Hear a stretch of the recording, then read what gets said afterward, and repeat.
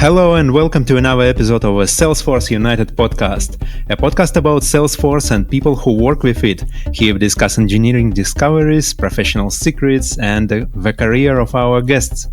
I'm Andrei Poskrikov, a software engineer, and to my delight, your host. Hello and welcome everyone. It's me, Olga Dmitrieva, and I'm a software testing engineer. And I'm as always happy to be here today. Hi, welcome everyone. My name is Oля, and I'm as always very passionate and enthusiastic about our new Salesforce. Oля, can you guess the number this episode has? No idea, but I think if you're asking, probably it should be something remarkable. Yeah, I have a hint. The last episode was 9th. Although I'm a linguist, but I give it a try and I would say 10th episode. Great, exactly. That was an amazing journey to 10 episodes. I would like to thank everybody, the team of the podcast, Oля Malatilova, Olga Dmitrieva, Nikita Sakhar, every guest of the show. We had 17 people from 7 countries, just imagine. And of course, thanks to our listeners. Okay, here we go. Olga, it's time to introduce today's guest. Oh yes, I'm already anticipating this interesting talk. And today we are going to dive into a world of a really cool and valuable product creation process, both for a business and for the end users, aren't we? In order to investigate what is usually going on under the hood, we have invited Georgi Avilov, a Salesforce lead consultant from a German company DR. Georgi has a very impressive experience of performing a product owner role on Salesforce projects. Believe me, I have drilled down Georgi's LinkedIn profile very carefully. So, Georgi, welcome to our today's talk. Thank you very much. Ladies and gentlemen, and my congratulations to your first and I'm pretty sure that not last anniversary. I've been an active listener of your podcasts and now I'm pretty happy to participate and thank you for having me here today. Okay, so let's start. And my first question to you, Georgi, is very, very simple. If to start from the scratch, could you please present yourself and tell us from your professional point of view, who is a product owner? What kind of role is it? And what does he usually do on a project, especially in agile teams where cross-functional collaboration is present? I would say, well, if we're talking mainly about the Salesforce environment, the product owner can be external or internal. External means that he or she is leading the product which is supplied for the customers, adding some functionality to basic Salesforce functionality. For example, like an app exchange or something else. Yeah, and this product will be supplied to the market with the ability to any customer to buy it, and being responsible not only for the functional part of this product, but also for the commercial success. A bit less complicated from my point of view is to be an internal product owner when person is leading the internal implementation, being a representative with the Salesforce knowledge how inside the company, and being a person who knows how to set up the right pipeline of the developments in this environment, and how to make it with the appropriate resources, how to involve these resources, how to distribute work within these resources. So being the main responsible person who is doing the Salesforce implementation within the firm. Okay, so how interesting it is. And now we will have a deeper understanding of this role. And as far as I understand, most part of your work is devoted to getting a product from concept to delivery, right? Yeah, exactly. Okay, so, and in this regard, I would like to start from the scratch and to figure out how do you usually come up with new ideas and requirements?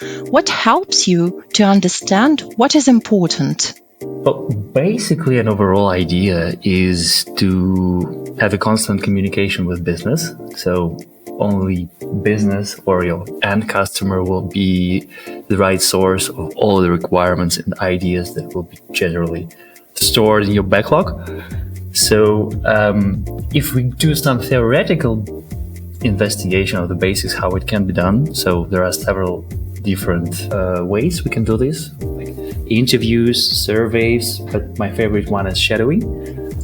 When you have an ability to sit down with your business and to look through what is actually their work, their constant work consists of, when you can do the same things and understand what is real behind the roles that you're working for, you will be able to see what kind of things can improve this work and what can finally bring some value. Then, like having some sort of the technical knowledge behind you, probably not necessarily to be a developer, however, at least the understanding of technical functionality is really, really critical.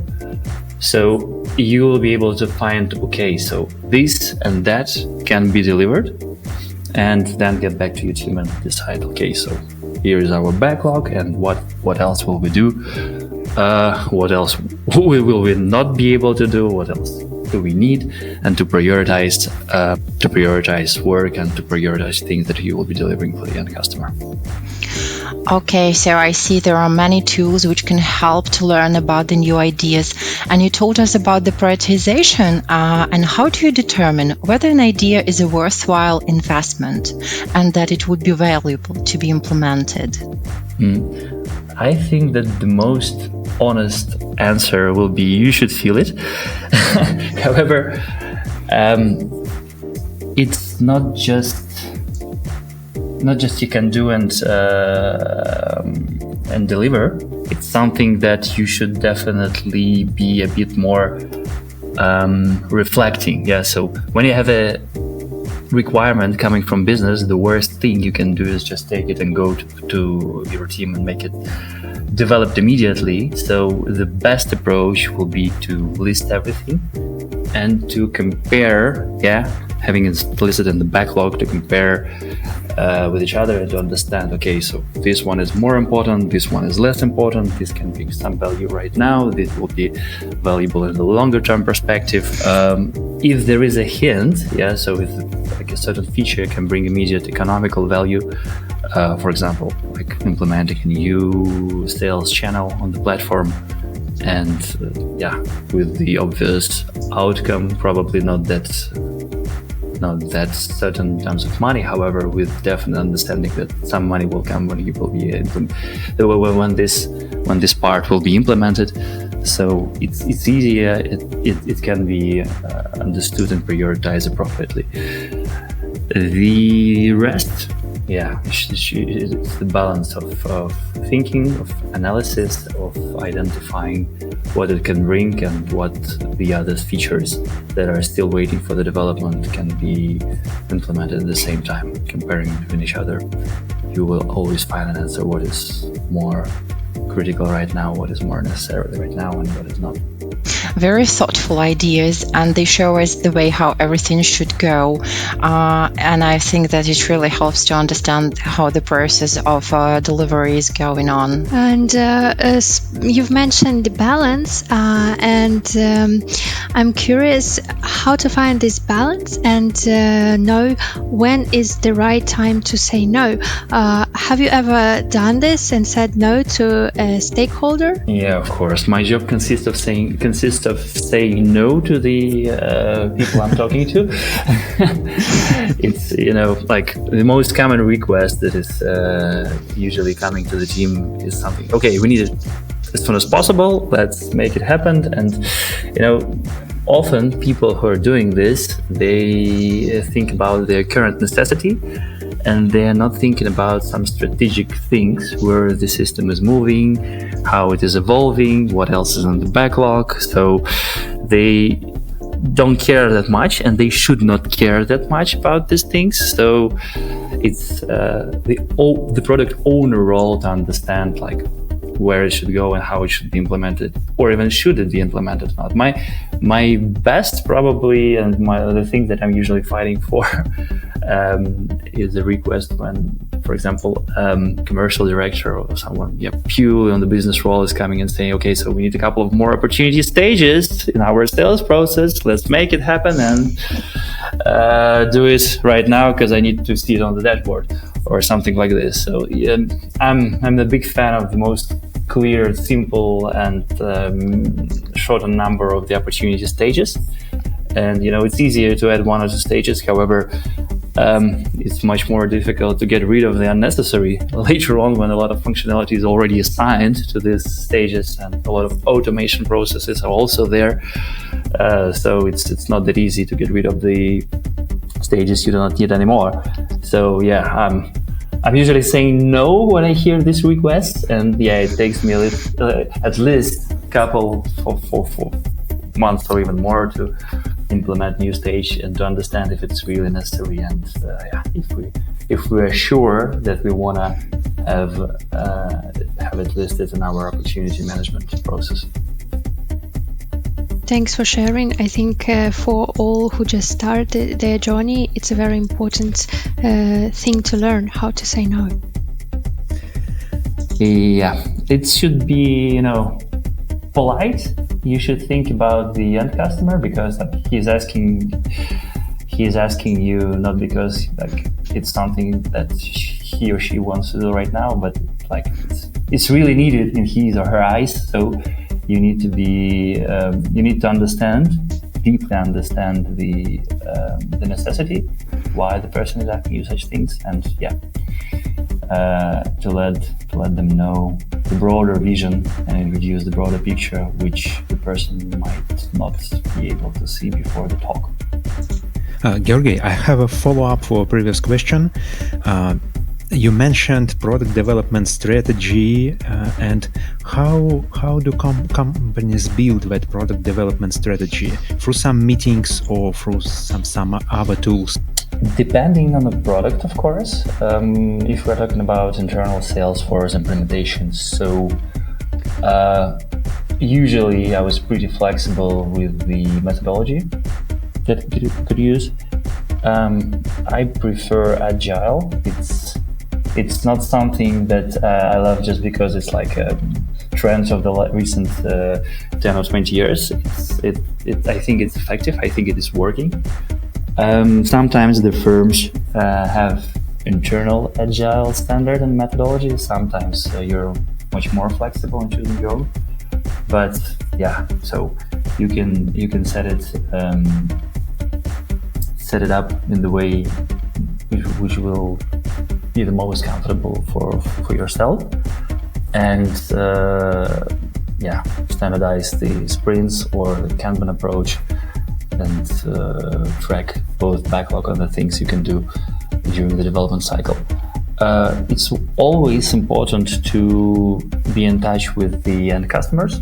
So what I prefer is to have weekly or at least bi-weekly regular calls with the end user, where everyone can come and ask whatever question they have, and to listen to the voice of the customer, even if it can be painful sometimes, and some people will be annoyed, some people will be angry, some will use some bad words in describing your work, but this is a very important step to feel the tension, to feel the atmosphere, and to understand what are you doing right, what are you doing wrong, to understand what you can do better. Yeah, okay, got it. It sounds like it's a complicated multi-step process. It's not easy to define product development strategy. I have a couple of questions from the developer's perspective. How do you work with big user stories, like huge user stories?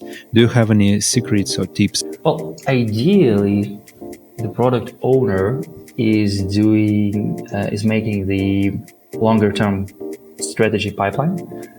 which means like, okay, by the end of the year or by the end of next year, we will be able to do this, and that with our product. So these features, this functionality will be there, and to have it implemented by the end of next year, we need to start doing something today. Otherwise, if we will just wait and do nothing, probably will not be able to implement this roadmap.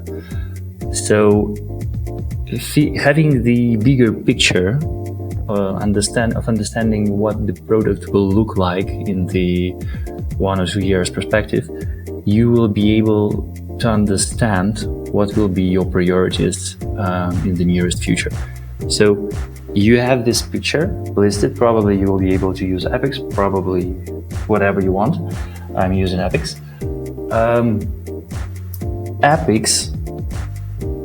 One 𝐿 is one bigger feature that will be implemented. 𝐿 can be split into different value stories.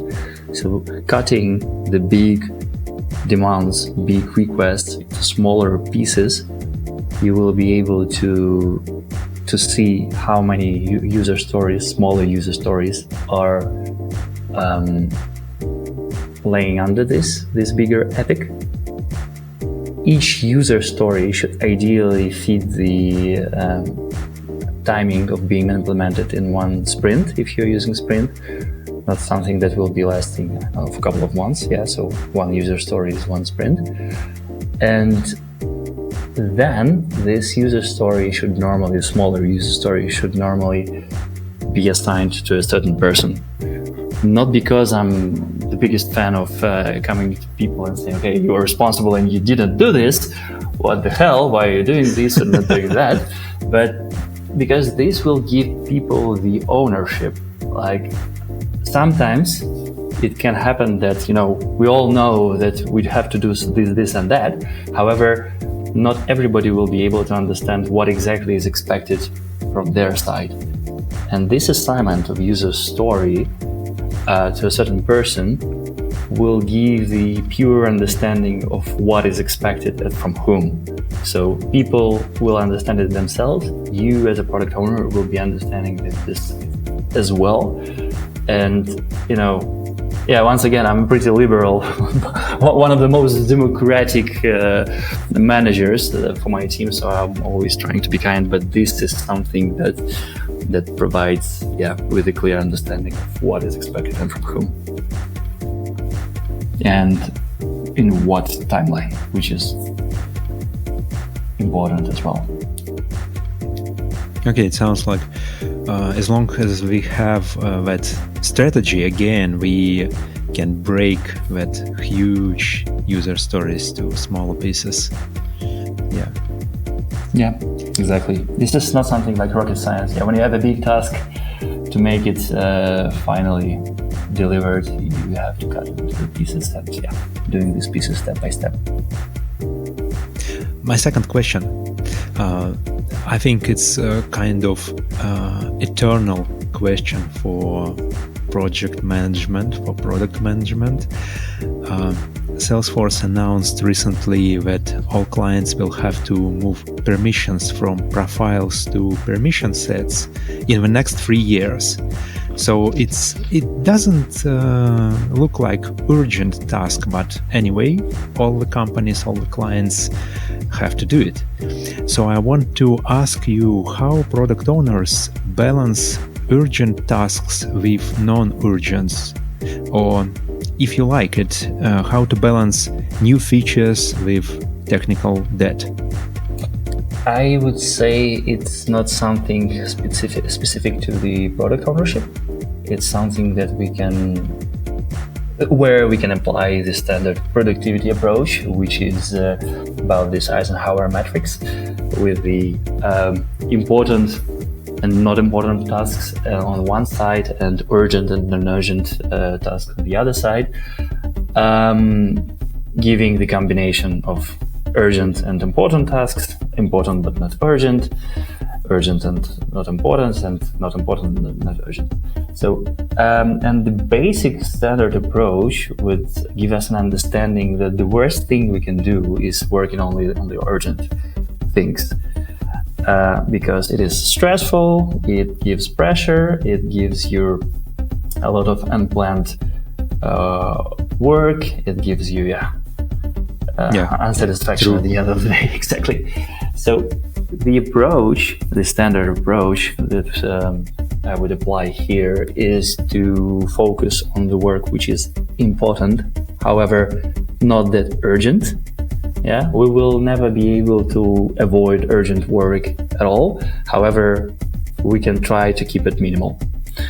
And working on important tasks in advance is something that we can do and something that will bring us less stress at the end of the day. So the approach, if we are talking about Salesforce product ownership, would be to list all of the tasks in one backlog, to do the regular reviews and not to miss the moment when the task would be urgent. The other hint that we can also apply would be like doing a balance in each sprint, for example, or in several sprints. Like we say, okay, so we dedicate ourselves to 90%, 90, 80, whatever, depending on a certain situation, to the new features. However, each sprint, or once in 2 or once in 3 sprints, whatever, we will dedicate 10, 20, 40, 30, whatever % of our time to the technical depth to avoid painful moments in future and to track them appropriately and accordingly in time. So this is the thing we can handle this. Once again, we will not be able to avoid urgent tasks at all. However, we can reduce it and make it not that painful as the standard urgent task we have. Okay, thanks. Well, I'm sure that many of our listeners now would like to know more about career path as a product owner. So what would you advise anyone who would like to become a product owner? Where should they begin and which career path should they choose to start with? It can be different. So there is no standard career path that a person can follow to become a product owner. However, what is definitely needed is kind of the balance between being interested in business and being interested in technical solutions that can serve the business and can solve the tasks of the business. So it's definitely difficult to start the career in the product owner role for a person, for example, recently graduated from the university. However, I would say the standard career path, which can be fully or partially taken in the Salesforce environment, would be starting from admin or a QA role, then progressing to analyst and a consultancy role, then some kind of experience of project management, which can be also combined in the consultancy role. And then I think when a person has a good understanding of both business and technical side, have enough experience to say no to the customers when they will scream for a new feature immediately, then the person is ready for the product owner role and will be able to start the product ownership. And probably later on progressing to the roles like head of CRM or even a chief product officer in a firm which is product oriented.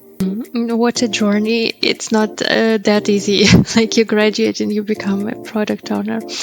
Well, okay. Or even better, you are born and then you become product owner immediately. Right. It is more complicated. However, not that far from this scenario. We can make an online course like from kindergarten to product owner. Why product owner is the end of this journey? We can probably extend it and do some kind of advanced course for the future C-level executives. Mm-hmm. So being the main guy responsible for CRM automation and maybe marketing automation. right? Oh, probably for the whole company. Why not? Because the combination of technology and understanding of business, that's something that can bring you really high in the company's hierarchy. And as you've already mentioned a couple of things, but would you highlight maybe the most important skills for product owner? The most important, I would say, would be proactivity. So it's definitely not the role where you can just sit and wait for people to come to you and say, okay, let's do this and that. You should be proactive. You should go to the business meetings. You should be curious. You should be thinking, and not living your work 24 hours a day, but definitely something more than from 9 to 5, because otherwise, you will not be able to provide something valuable to the business at the end of the day. It's not something that you leave your work completely, but I came up with a lot of ideas while walking across the city and thinking in my head something about my work. So that doesn't necessarily mean that you should sit in the office longer hours. But you should be interested in what you're doing. That's, I think, the basics, and of course applicable not only for this role. The second point I would mention is leadership and ownership, both high level and low level. So you should be able to lead. You should be able to be responsible for big implementation, which normally costs companies a big budget. And you should not be afraid of it, and you should be able to say okay, give me this money, I will bring you something valuable. And of course, make it by the end of the day.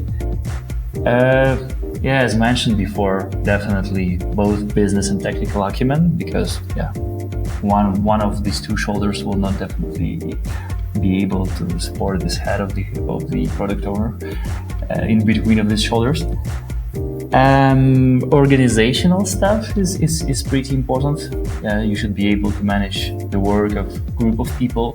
You should be able to respond even bigger and broader group of customers. And you should be able to manage the stakeholders' expectations appropriately, which will require some organizational and management skills. Communication skills, which is definitely essential when you're going to communicate with people, especially at the C-level of the company's hierarchy. Some coaching skills would be a good advantage, because leading a team, you should give the people opportunities to develop themselves, to be interested in what they're doing. Otherwise, it will not last long. So people should be happy while doing the job. And I would also mention some kind of empathy, which is always important when you're doing some work with people. And being a product owner is definitely not something that you can do with the systems only, but people aspect is really important there. The whole list is not that critical to contain everything, but I would say the more points you will be able to tick within this list, the more successful you can be in the role. Well, you're talking about this career with such big passion, I would say. So you definitely love what you're doing, right? But how would you describe probably the most pleasurable part of being a product owner? Thank you very much. I am really happy talking about this role. And for me, the biggest thing that I can see in the daily role of product owner is the result. You're able to offer new features, sometimes new business processes, because it's not only about the system, but also about the business processes within the companies. You are able to influence. You see how your ideas are implemented, you start from white spreadsheet, and you end up with presenting a new solution and see the effect, whether it is economical effect or the happiness of the users, and you see how the things are changed under your immediate influence or after your initiative. And that makes me really motivated in things that I'm doing, and one of the pleasurable things in the role of the product owner. Apart from this, I'm really enjoying the role in between business and tech. So being aware of everything and know how everything is working around, starting from the business process and end up with the technical things. It gives some pleasure when you understand it all, sitting at the same time of the two most interesting chairs from my point of view. So that's definitely the point. And the third thing I would mention is the ability to influence people progress. When you, for example, inviting a person to the role of the middle developer, and the person is growing to the role of tech lead and then to a product owner role within your team, and you understand that this progress has happened because of your influence, because of the roadmap you created and the roadmap you implemented together. You see how people are evolving and how they make progress in their career. That's something that gives you a clear sense of happiness while you work, which is really important. Okay. So many good things. And just a moment, Georgi, I wanna ask, what is the worst part of being product owner? What is not so pleasant about this work? Well, it's life. So sometimes bad things are happening, and of course, in the work process as well. For me, the most painful things would be the situations when some conflicts occur within your team. Within those group of people you really like, you really dedicate your soul, and when you see so they are arguing with each other, they have conflicts, and it's life, it's people, so it happens from time to time. So this is the thing I would like to avoid. However, I think it's not possible. Sometimes you have to be a good mentor, to be a good coach for your team. You have to come and say, hey guys, I have perfect relationship with you, I have perfect relationship with them. Probably you can deal with each other and try to talk and to understand the points that you're talking about, not to argue, to respect each other, not to blame each other for some things. So let's cooperate and let's be successful together. So sometimes it takes, you have to take the role of the teacher in the younger school. However, it's something that happens, and something that you have to be prepared for. Okay, it sounds like good and bad, are balanced. Yeah, of course, but it's everywhere. Not something special taking place here. Okay, guys, we talked a lot about being a product owner, and believe it or not, we have no more questions. Georgi, thanks for sharing your experience and ideas. Thank you very much, and once again, congratulations with your anniversary. Yeah, thank you very much. It was an interesting journey into the world of a product owner role. And I hope that thanks to you, Georgi, we have managed today to go to the backstage and get deeper understanding of who a product owner is from the first hand.